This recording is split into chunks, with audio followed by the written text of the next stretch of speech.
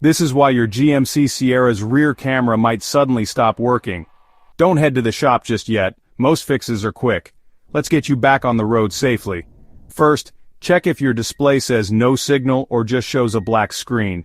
If yes, start simple. Clean the camera lens. Sometimes mud or water can block the view. Next, restart your truck. Just turn it off, wait a minute, and turn it back on. If that doesn't work, check your camera's fuse. Your owner's manual will show you where it is.